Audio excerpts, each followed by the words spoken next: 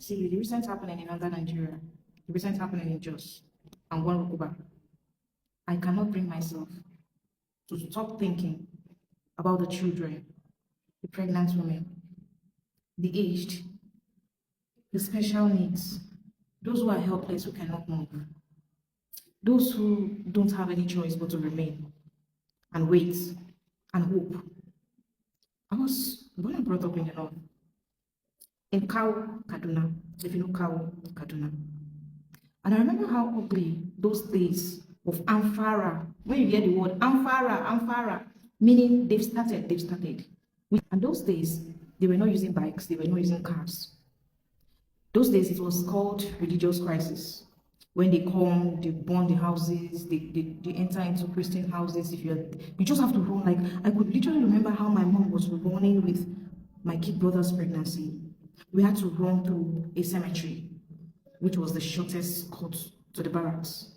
And it got to a time that we got used to, after morning devotion, they'll be warning from mom or dad saying, if you hear Amphara anywhere, if you are in school, you hear Amphara, if you are coming from school, you hear Amphara, do not come back home. Run straight to the barracks. We had an uncle or family like in the barracks, but even if you don't have anybody, just run to the barracks. Once you're in the barrack gates, inside the gate, you're safe. Just run to the barracks. And those days, once we're in the barracks, and we'll just look for a high space to climb, maybe a mountain or something to climb. The elders will climb and they'll be checking and trying to view. That smoke over there, hope it's not our house. That smoke, and sometimes they'll be like, that is your house, and people will start losing hope again. And on our way from the barracks, there's a way we walk, because as you're walking, the older ones will have to be holding you, because we have to be crossing blood. Those ones that the massacres and everything. I still have it in my head. So this whole thing just brought it fresh to my mind, like trying to imagine what those people are going through. Those days you could hear Amphara and you would run for your life. But today I hear they use bikes, they are mobilized. You don't even know where they are coming from, because they live around them.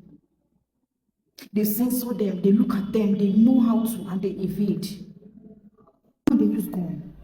Imagine coming to a village, coming to a street, and just spraying bullets on a human being. Somebody's hope. Somebody's only hope. Oh God, Jesus.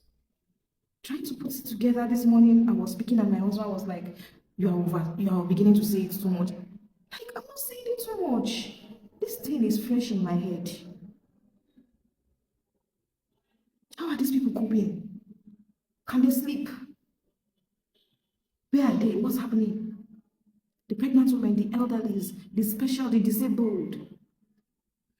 What's their hope? They just sit hopeless, and if it comes, they go.